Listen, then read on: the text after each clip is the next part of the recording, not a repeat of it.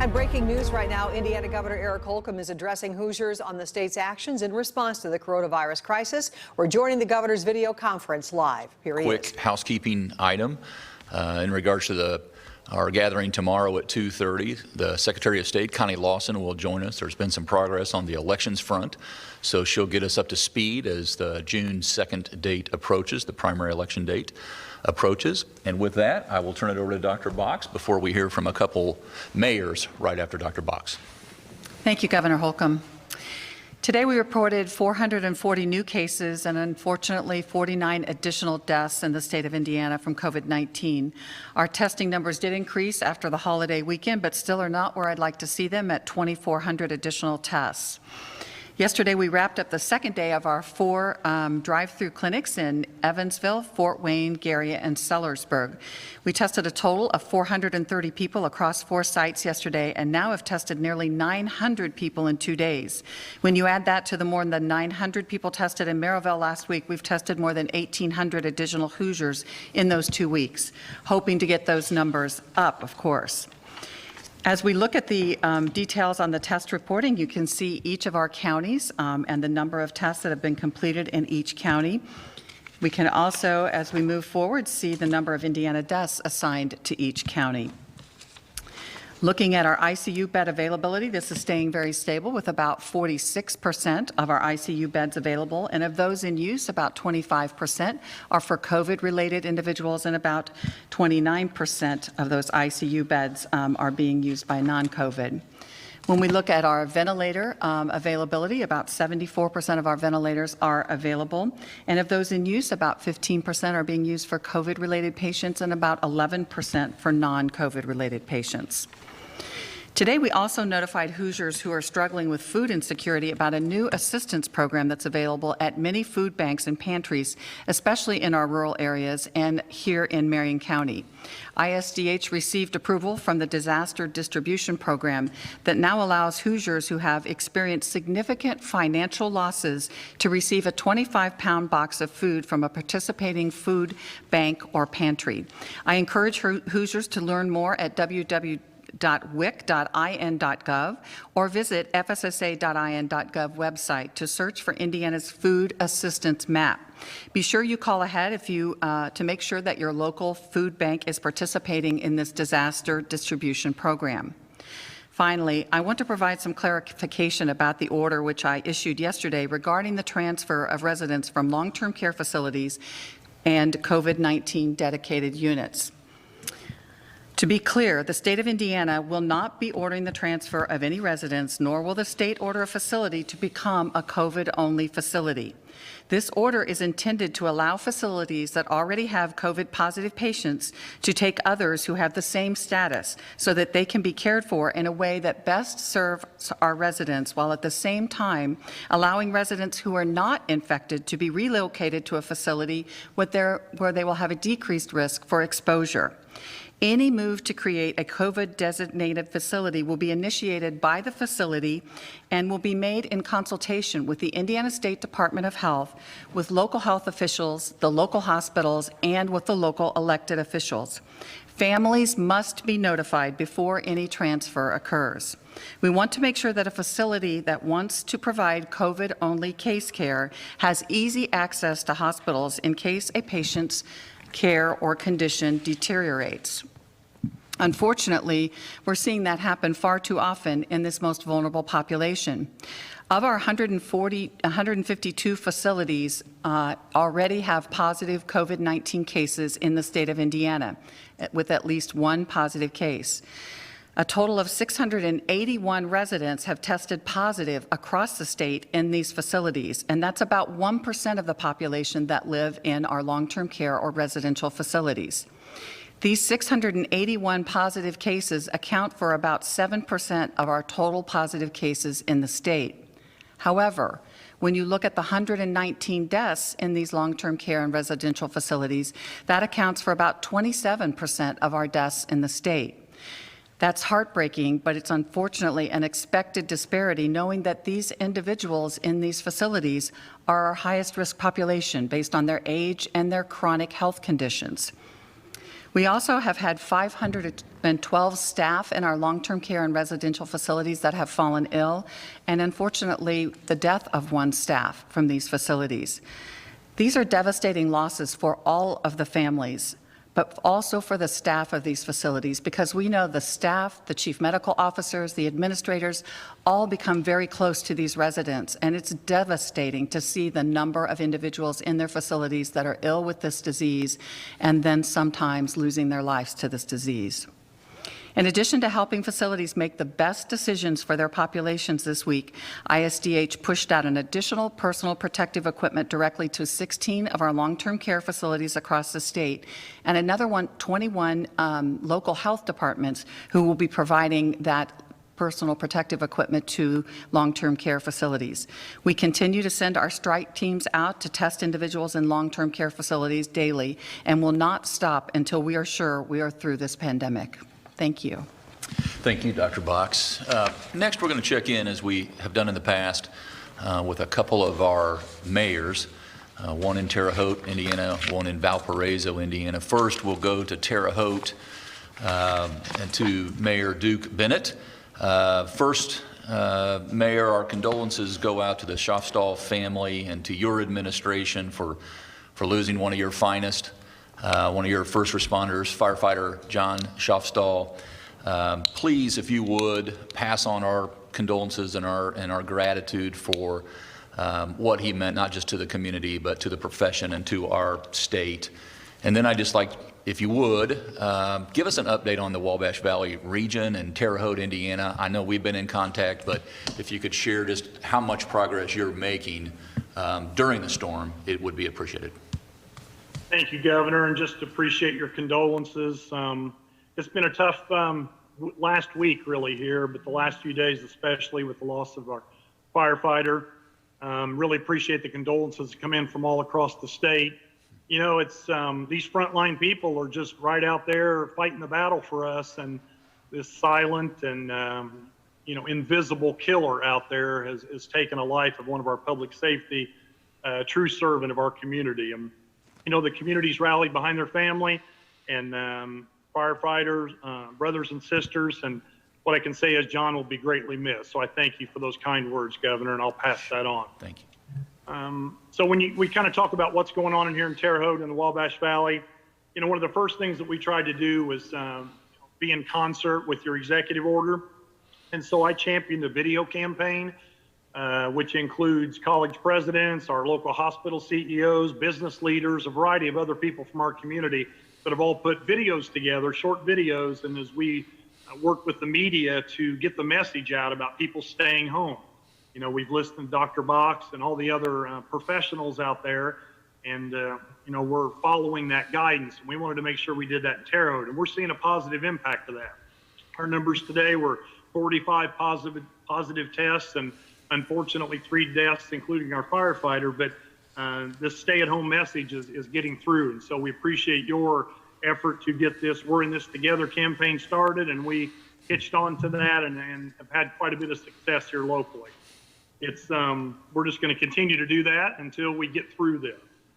The second thing I really wanted to talk about was we put together what we call the West Central Indiana Business Emergency Response Team. So it's a hub of professionals here locally, the Small Business Development Center, the Terre Haute Chamber of Commerce, a variety of other experts in a variety of fields related to all of this COVID-19 response for businesses. And so we have a one-stop shop for people to be able to get on the website, make a phone call, ask questions, get those questions answered here locally, or we can point them in the right direction to get to the right resources at that state and federal level. We just hope that we could take a little bit of burden off all of you folks to be able to get those questions answered. And so we're helping people apply for loans, just finding out what they can do with their employees as they're having to lay them off and those kinds of things. And so it's really kind of changed the way we do business. And I would suspect when this is over, this will be kind of a new model for us to use as we seek economic development and business growth in our community, to have all this under one umbrella. It's working very well. We're getting a great response. And so we're just trying to engage people in a way that we're answering those questions. There's a lot of questions out there, as you know, and that you guys are getting. And I think every day we face all kinds of challenges, and we've got some major projects underway here, and we're excited about those, but this whole thing kind of sets things back a little bit. So we're trying to move ahead here locally. Our Capital Improvement Board approved us moving ahead to purchase the school corporation building so we can get our convention center built. We've got all of our colleges and universities doing the online thing they need to do. So, we're a big education community, and we're just doing everything we can to overcome these challenges and just being strong and intentional about our decisions to make sure that we get through this as quickly as we can. But we're more than hitting the ground running when we get through with this. And so I'm personally grateful to you, Governor. You've done a tremendous job of leading us through this. All of our state leaders, all of your staff, they've been very helpful to me personally and our community. And, I really just the last thing I want to say is just, a special thanks to both of our local hospitals, our mental health providers, and our public safety officials, all those people on the front lines that are fighting this battle against the coronavirus on our behalf to keep us safe. I can't thank them enough for choosing that profession and stepping up to the plate. And so stay well, Indiana, and we're all in this together. Thank you, Governor. Thank you. Well said and well led. So proud of your efforts. Next, we'll go to Valparaiso, Indiana, and to my friend Matt Murphy. Matt, you were sworn in. You, just like Mayor Duke Bennett said, hit the ground running, and then immediately this unprecedented challenge was put on your plate. As unfortunate as that was, we're fortunate that you're there, and can't express, just like with Mayor Duke Bennett, how grateful we are as a state to be able to work with you on a daily basis and partner with you. Can you, as Mayor Bennett did, can you kind of talk about Valparaiso, but also maybe even more generally about the region as well and all the progress that you've made to date? Sure, absolutely. Good afternoon, Governor, and thank you for highlighting our region and for your ongoing leadership and support during these challenging times. Here in Valparaiso, I'm very pleased to report that our community is working together to address and limit the impact of COVID-19. First, we're in regular contact with our healthcare community and grateful for their expertise. Our Porter County Health Department is keeping us well updated regarding those affected. We're also working in partnership with both Porter Regional Hospital and St. Mary Medical Center, helping to secure needed supplies, which recently included a donation of 10,000 masks from our sister city in China. We're also standing by with an available building should the hospital need additional space or storage. As a community, we're working together to ensure everyone has access to nutritional meals, especially school children and seniors. In addition to providing e-learning, the Valparaiso community school system is providing meals for students who need them. Already more than 27,000 meals have been distributed to families. For seniors, our Pines Village Retirement Community and the Visiting Nurse Association are delivering about 1,000 meals per week to homebound Hoosiers. Our Valparaiso Police Department has been proactive in educating our residents and business owners concerning allowable activities. I can report that Valparaiso residents have been heeding your stay-at-home order, and our local businesses have been operating within the confines and local directives. Our police department has also expanded their CARE program, which checks on vulnerable residents. We've reached out to the community to encourage residents to sign up themselves or a loved one. The police department checks on these folks regularly, assisting with any needs they may have. Last week, Valpo, working with the Red Cross, also came together for a blood drive here at City Hall. Using very safe collection techniques, we were able to collect 43 pints of blood, saving lives. We were very grateful for everyone who came out.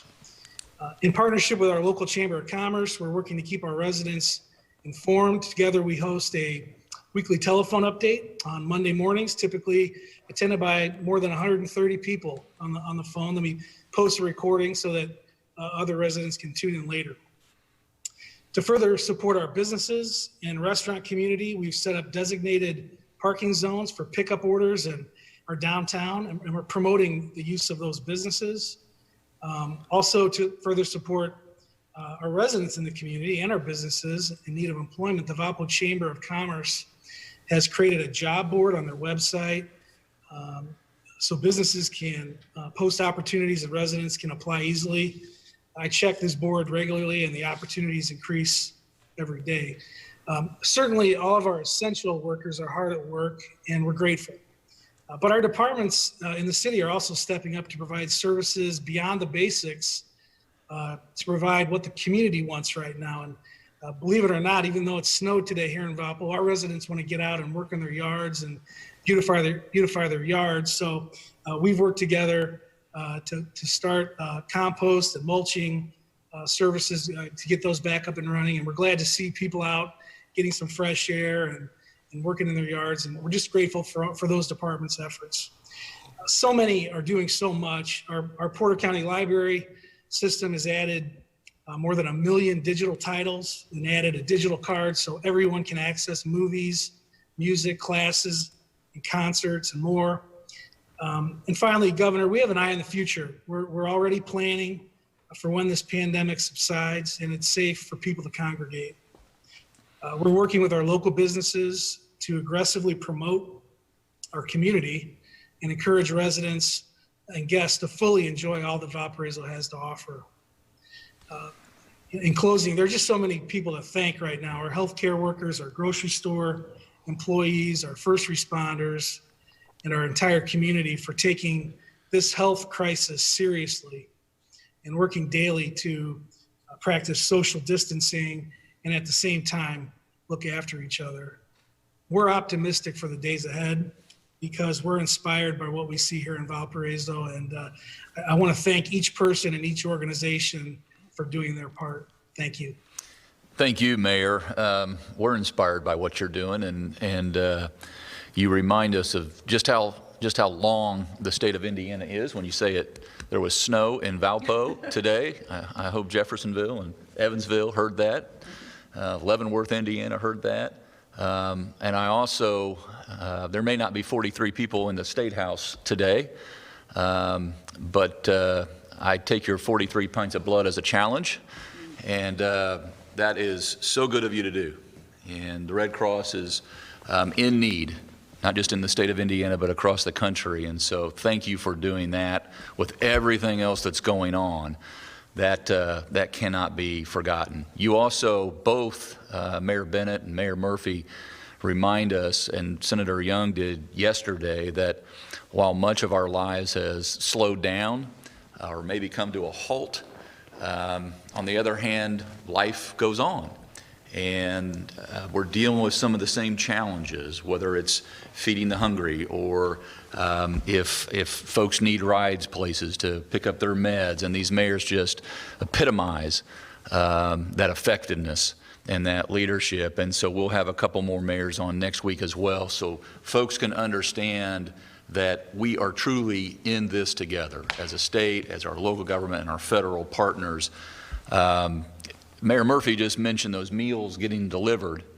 That's happening all over the state of Indiana. Our schools certainly haven't come to a screeching halt, not just in terms of instruction that's occurring, but also the meals that are being delivered. Knox Community Schools, they deliver about 550 meals every Monday. This is going out to make sure that students have lunch and breakfast, and bus drivers are coming in and they're volunteering their time, locally volunteering. One such case, they were out delivering meals here recently and went up to the house and something didn't smell right and turned out to be a gas leak. And so in this case, not only were they providing food, but they probably saved a life. At least that's what the mom said when she called in the very next day and was thankful that someone was there and could intervene and help evacuate the family right there on the spot. This is neighbors looking after neighbors, and it's how we're getting through this all together. Last week, storms came through, talking about life continuing to go on and Mother Nature still expressing herself. And storms came through down in much of southern Indiana, central and southern Indiana.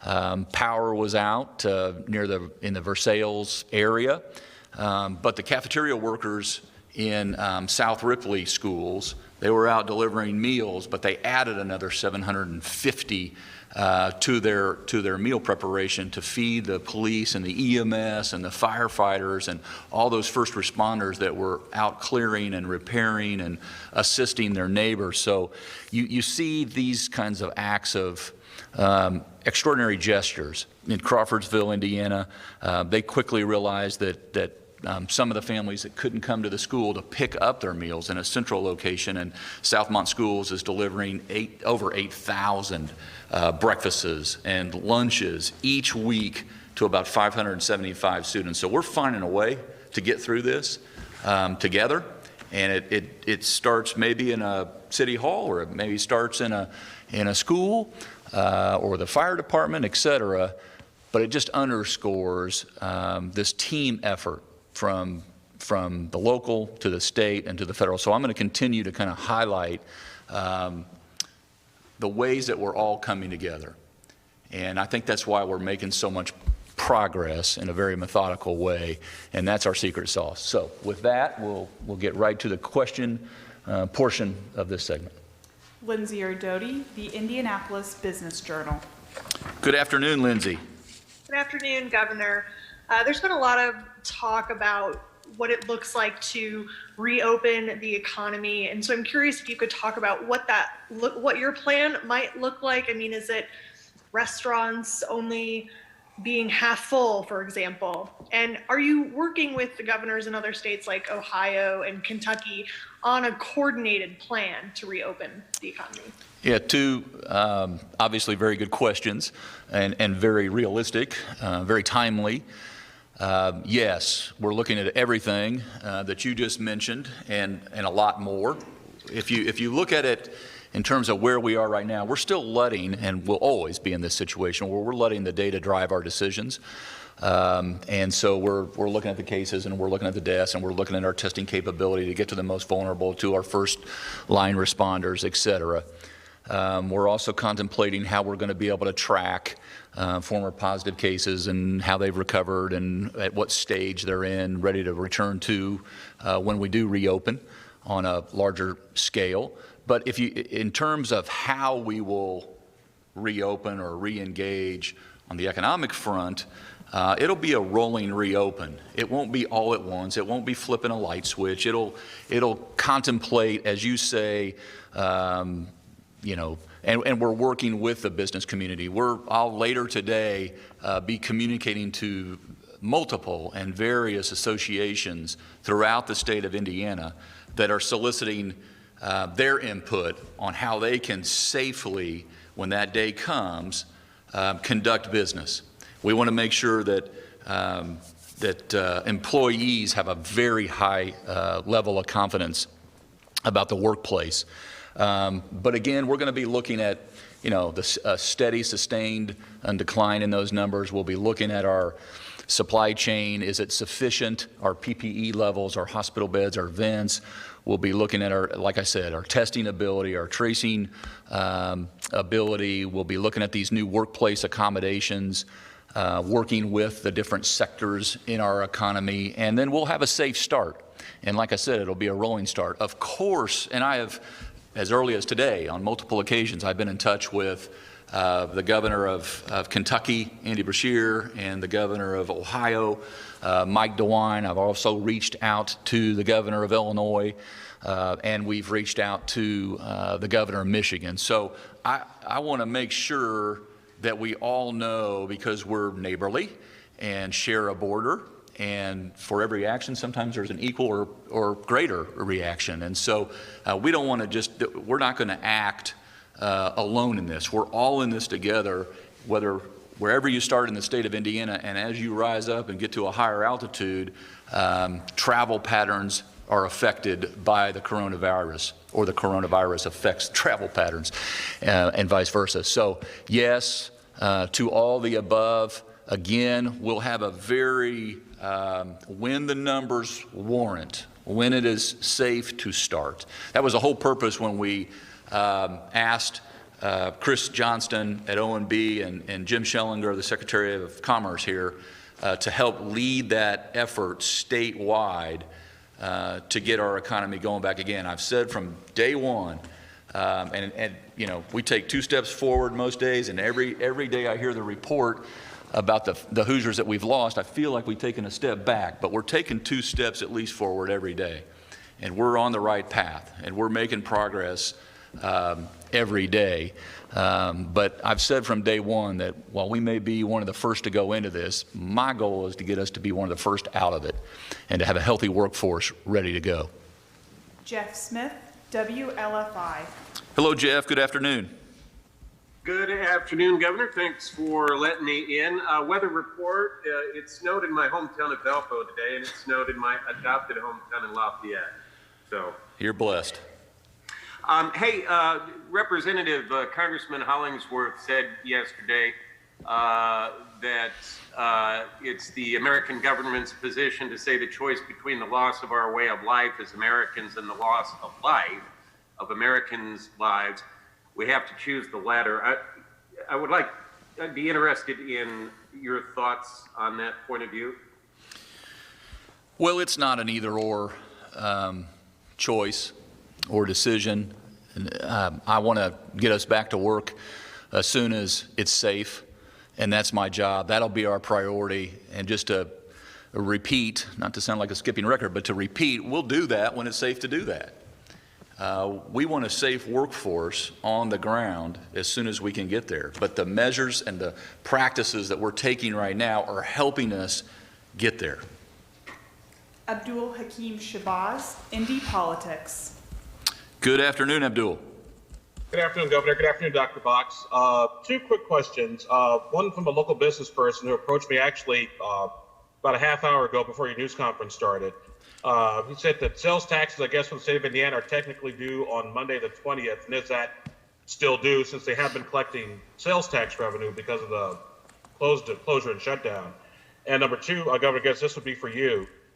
We did some polling at Indy Politics. We found out your approval rating with the Hoosiers is 63%, the state's at 64%, 81% support the stay-at-home order and social distancing. How much longer do you think you can enjoy that sort of broad support with where we are now before folks maybe get really, really antsy and just start ignoring the government? That's not the data or the data that we pay attention to, Abdul, quite honestly. We're looking at first and only the safety of Hoosiers and how we, the policies that we put into place, are they effective? Are they working? I'm pleased to hear you say that Hoosiers support those policies. I don't doubt it. I hear from Hoosiers every day. And Dr. Box hears from Hoosiers every day. And a lot of the steps that we're taking are coming from areas of expertise that are making these recommendations. And so we don't just reach into the dark and find our way through it.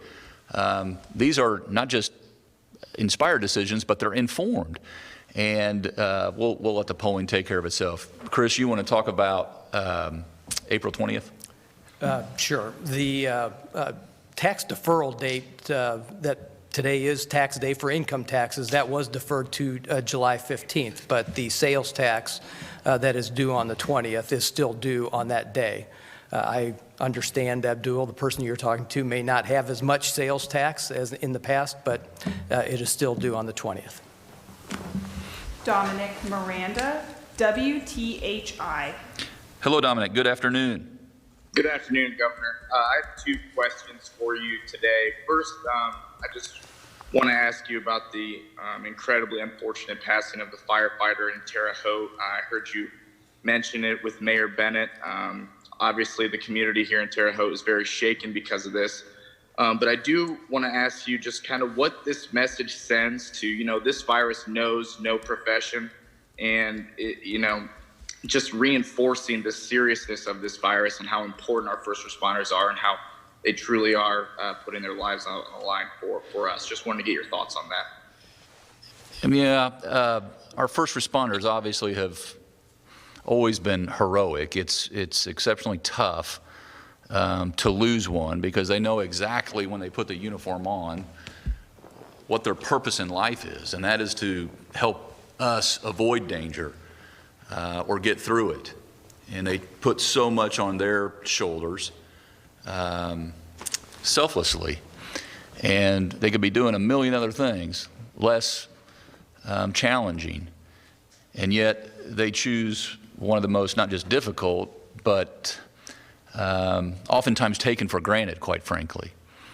And to lose someone like John Schaafstall in a community where he is counted on by so many, looked up to by so many, it's difficult. And it reminds us of how close-knit we all are and how we truly do rely on each other. He was taken away from us far too early, but I suspect every day that he put the uniform on and went out there and did his job, he knew exactly what he was doing.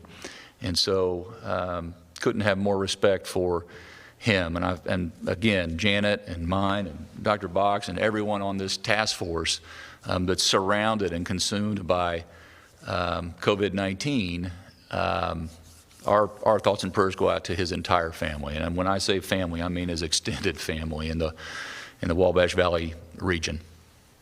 Kayla Sullivan, Fox 59. Good afternoon, Kayla.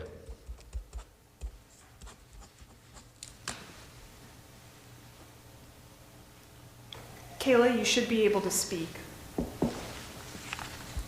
We'll come back to Kayla. Rob Burgess, Wabash Plain Dealer. Good afternoon, Rob. Hey, good afternoon, Governor. I wanted to ask Dr. Box, when can we expect county-level data of some of the demographic data that's on the website now and information about beds and ventilators on a county level as well? And then this question was for the mayors. How are customers and local governments there in your communities supporting small businesses during this time? Are you offering any emergency loans to local businesses?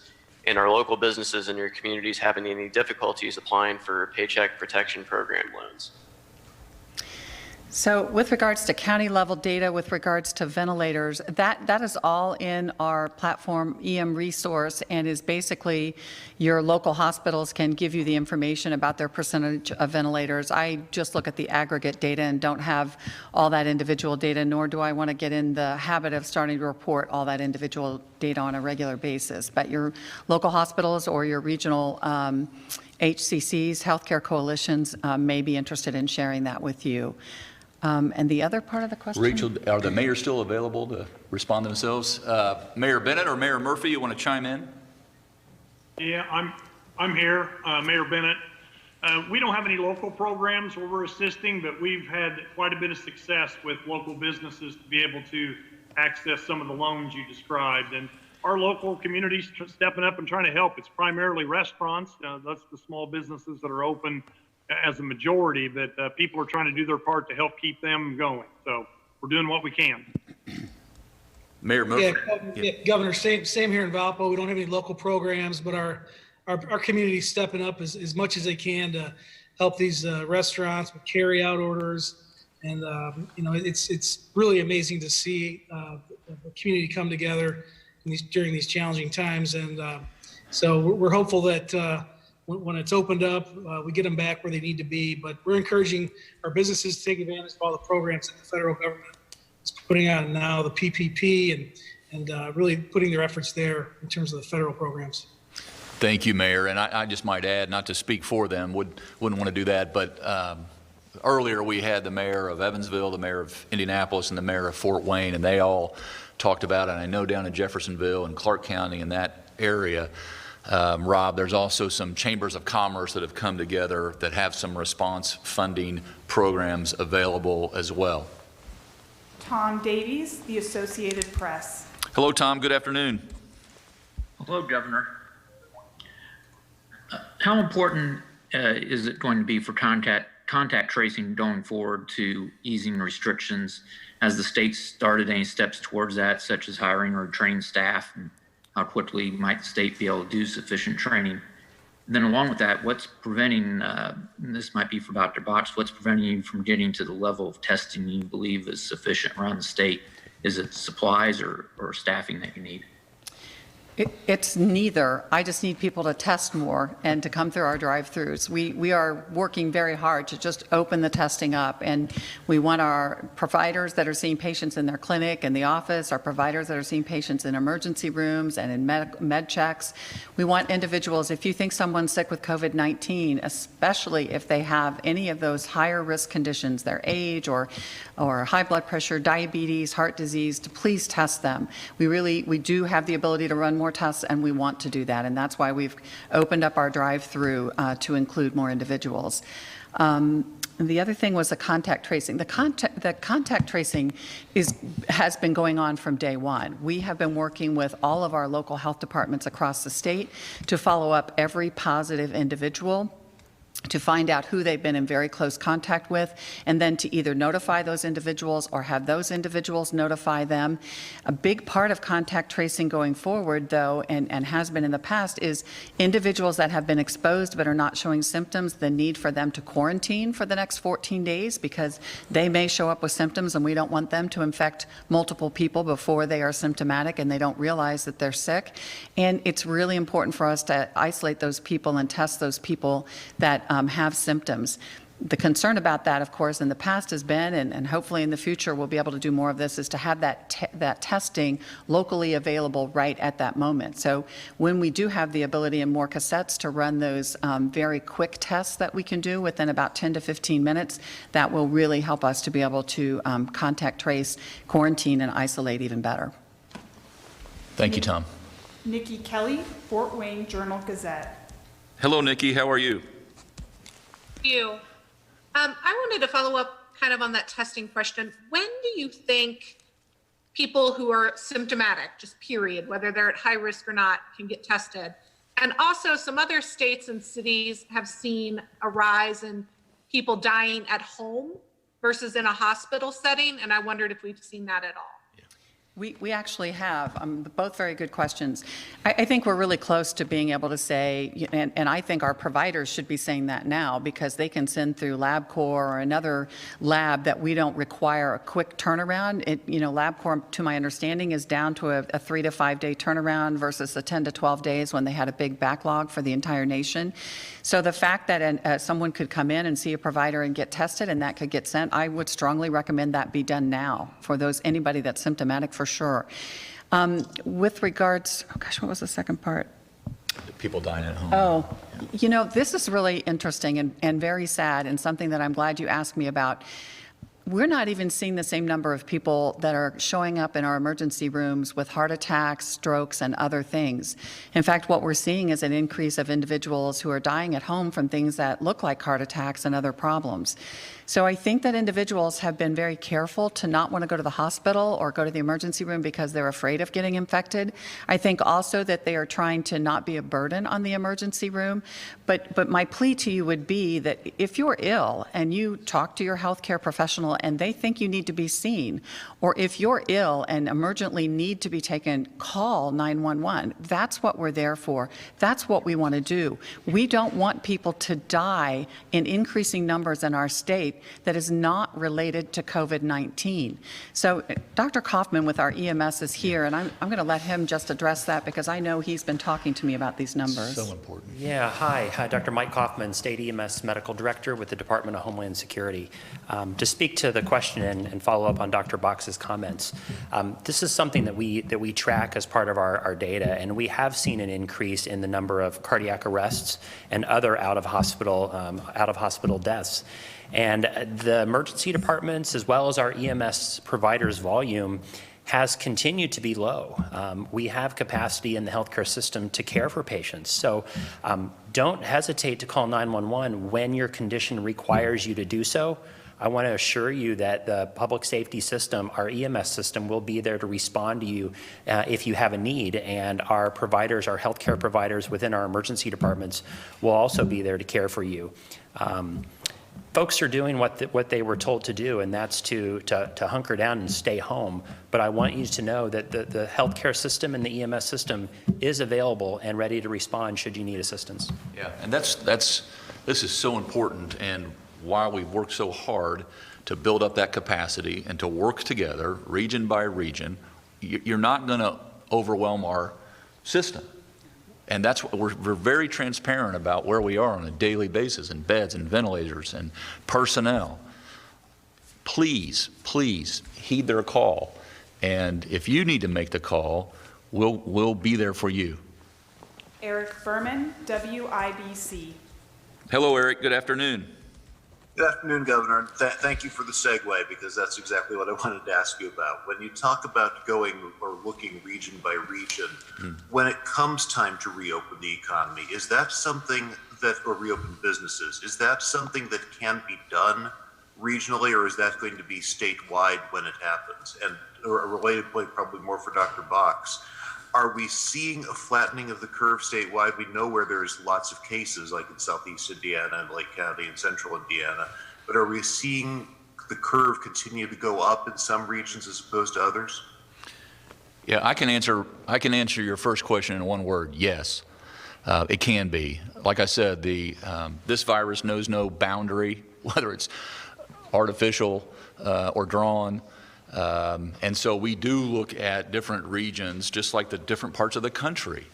Now, that works both ways. So we'll keep that in mind, but we will absolutely be looking at the numbers as they are, or where they are. So I hesitate to say this, but I do think we may be seeing a flattening of that curve. We may be seeing that peak flattened and that kind of plateauing effect. That may not be in every area, but we've actually, in some areas in the Southeast, seen their numbers of hospitalized patients, of ventilated patients fall. As you can look at our ventilators and our ICU beds, they've actually only gone up over the last week to 10 days in Marion County. So I'm cautiously optimistic that everything that we have done has really tremendously made a difference. It would be a much different picture today if Hoosiers weren't all in this together, playing by the rules. What we can't do is pull up short. We don't want to count our chickens before they hatch. And so we've got a plan in place. We will update this come Monday, but not until then. Kayla Sullivan, Box 59. Kayla, you're back. Unmuted. Can you hear me this time? Perfectly. Oh, beautiful. I love technology. Okay, so my question would be, are you considering a mask wearing requirement like the governor in New York? Everything's on the table, especially in terms of when we start to reopen in different facilities. But that's part of what's happening right now in terms of what the standards will be in physical distancing, wearing of masks, testing at the workplace, all these things. It'll be a list, and we're soliciting as of today. It's part of Jim Schellinger and Chris Johnson's job. That whole committee is reaching out to associations all over the state of Indiana saying, because quite frankly, Kayla, we've got a lot of businesses who are doing that right now. A lot of best practices, essential businesses that are running right now who have already taken these steps. And so we're looking at a lot of plans from Hoosier businesses that have really stepped up, and they're way ahead of the game. They're taking care of their employees and conducting that essential business. So we're looking at all that information, and absolutely it will contemplate masks. But you might want to take, I think what Kayla was getting at, I wasn't trying to answer a question she didn't ask, but I think she's asking just in general, do we want the public all wearing masks? Mm-hmm. You know, Kayla, I think that's a really good question. I think that we are coming to a point with manufacturing masks here in the state that we might be able to do that as we go back out. Even the homemade masks work for this. And again, the purpose of that mask when you're in public is that in case you're an asymptomatic carrier, you don't have any symptoms or you're pre-symptomatic, we don't want you to infect someone else, especially someone that is at higher risk. So the careful hand washing and, opening doors with a tissue or your sleeve and the making sure that you have a mask on are all things that we're going to need to follow until we can really start to test people to see if they're immune to this disease. Maybe they had it and they didn't know it, or they had a mild cold and they think, well, it was that, and we can prove that. And or second, we have that vaccine that we can give individuals so that we know that we'll have more herd immunity. Michael, WBEZ. Hello, Michael. Good afternoon. Good afternoon, Governor, and good afternoon to you too, Dr. Box. You guys have been providing so much great information, and I hope my questions haven't been too tough on you. We're still here. Actually, Mike, I have two questions for the Governor. Governor, Indiana's Legislative Black Caucus sent you a letter yesterday asking you to establish a task force to address the racial disparities with the COVID-19 virus. What's your thought on establishing such a task force? And there's been some issues facing the nation's food supply. Some meat processing plants are facing issues with COVID-19. What's the situation here in Indiana, and how are workers in agriculture being protected? You want to take the second one, or you want? The second one? Sure. Sure. So the food supply chain, to my knowledge, in the state of Indiana has not been an issue with regards to any of our processing plants or anything else. I know that our farmers are probably looking forward, if we can get the snow and the cold weather and the rain to stop, to getting crops in. And I know that we have not had issues with that supply chain. Now, from coming outside the state, that may be more of an issue going forward. But most of those individuals, if they work in close contact, again, are wearing masks, or they're working in shifts so that they can be separated at least 6 feet apart. And then when they take breaks or have lunch, they don't do that in a big congregate group in one area. Yeah, and I would just say, Michael, we have a task force set up. We're going through this right now, and I want more information, not less. Look forward to continuing to work with the Black Caucus in addressing any issue of whether it's disparity or inequality. They're different, of course. Everything we do here, all throughout session, all throughout the rest of the year, is geared at providing equal opportunity for all in the state of Indiana.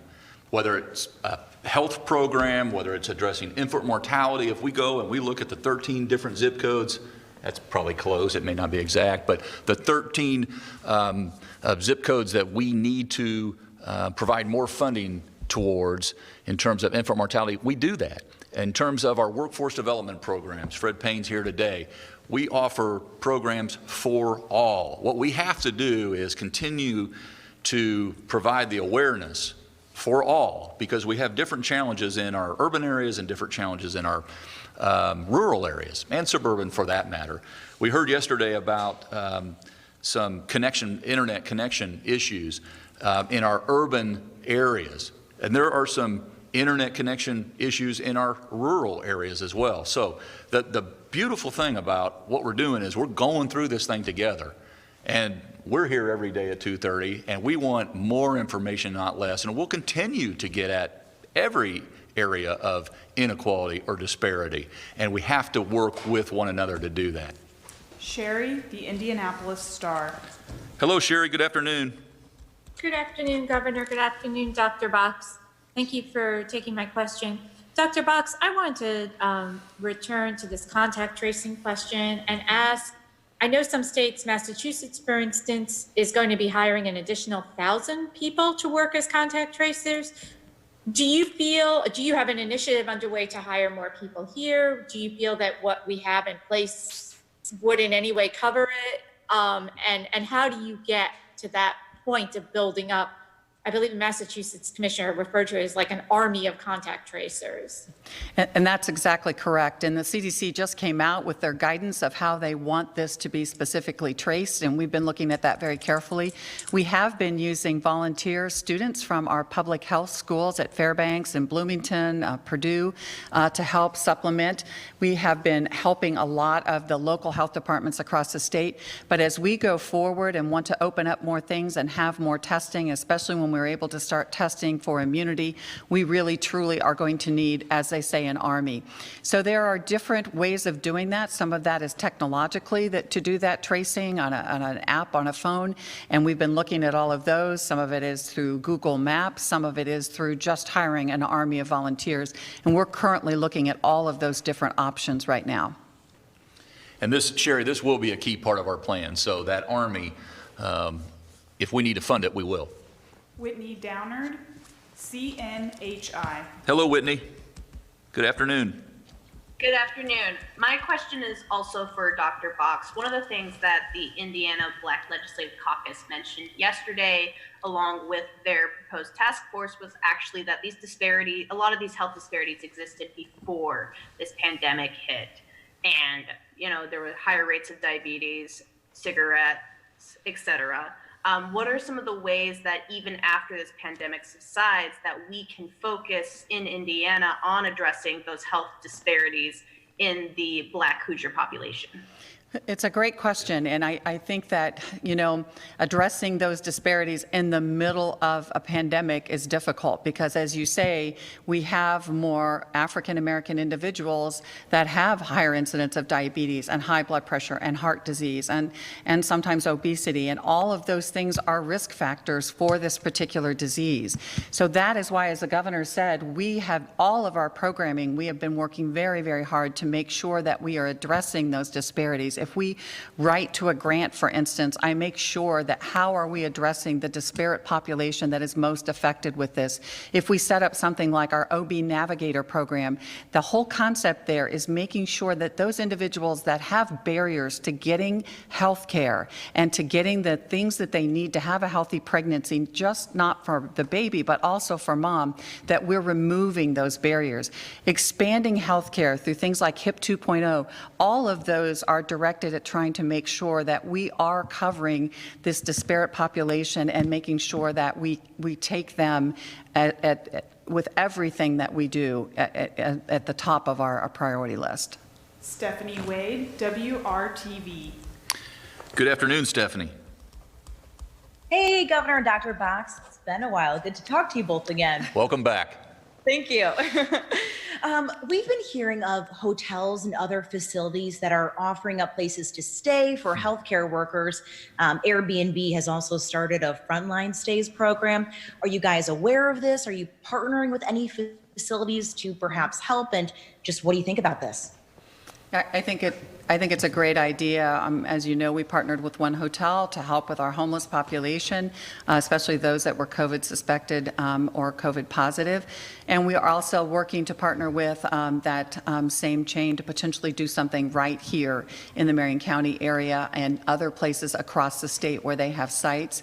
I know that we've actually been talking with them in a contractual fashion, a way to try to set something up. Yeah, and I'd say, Stephanie, it's so heartwarming, you know, that Alexandra, I hate to pick one out, I'm going to have to devote some time maybe tomorrow or the next day toward this topic, but for our first responders, for those folks who are on the front lines, for them not to have to worry about going home and potentially, if they've got someone at home who has some health issues ongoing. I know at the Alexandra here, there's such a firefighter that's been able to safely find quarter in a hotel and not have to worry about their job at work and then their job as dad at home. And so it is immensely appreciated what folks are doing to go out of their way to get us through this, one family at a time. Adam Wren, Indianapolis Monthly. Good afternoon, Adam. Good afternoon, Governor. Thanks for taking the time to do this. ARIA, a Carmel-based financial firm, donated, or actually sent 55,000 tests for COVID to New York City. Have you been in conversation at all with this firm? And is there any plan to contract with them to get them to test more Hoosiers? We have. It's not a plan. We are. This firm is not just turns out good Hoosiers, but they're good Americans. You want to add anything to that? Hey, as soon as we found out they were giving something to New York City, we of course called and got on the list. And so they've actually provided us swabs, and we'll be in the process of providing more swabs for testing for us. So it's very, very much appreciated from us. Our final question is from Jenny with Wish TV. Hello, Jenny. Good afternoon. Good afternoon. My question is about grocery store workers. The United Food and Commercial Workers Union and Kroger, as you guys probably know, both urging elected officials to give grocery store workers that first responder or emergency personnel designation. This would ensure workers get, the masks, the gloves, other PPE. Is this something that Indiana's looking at doing or something you guys are considering? I'll turn it over to you, and if you give me 2 seconds. grocery store workers were deemed essential very early on, and they have occupied a priority location. And what I mean by that is in terms of testing, in terms of childcare offerings that we have. And so we're obviously working with the grocery store chains and making sure that if they feel like they're showing, or if they're showing a symptom, then they can be tested. They are part of our front line. And I think, the problem with gloves is that people sometimes get a false sense of security, and they do the same thing. They touch their face or their eyes with it.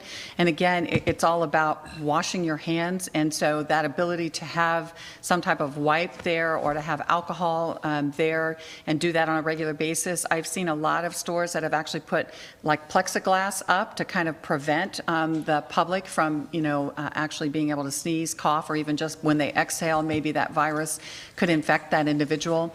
Again, the mask can be very helpful, and that could be something as simple as a mask that someone makes for them at home. But I think that that's a very important part, and that's why we have included our grocery store workers and those individuals that have to do with our food supply chain as our essential workers, because we really know how critical they are and that they are exposed to the public every day.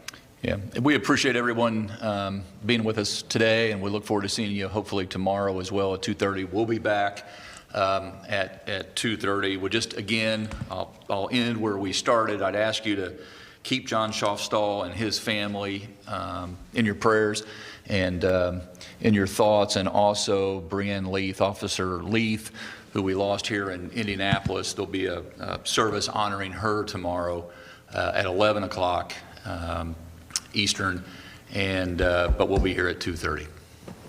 Thank you for joining today's briefing. And you've been watching Governor Holcomb's update on Indiana's coronavirus response. 436 Hoosiers have now lost their lives to the coronavirus, and the state reported more than 440 new cases today, pushing the total to almost 9,000 now.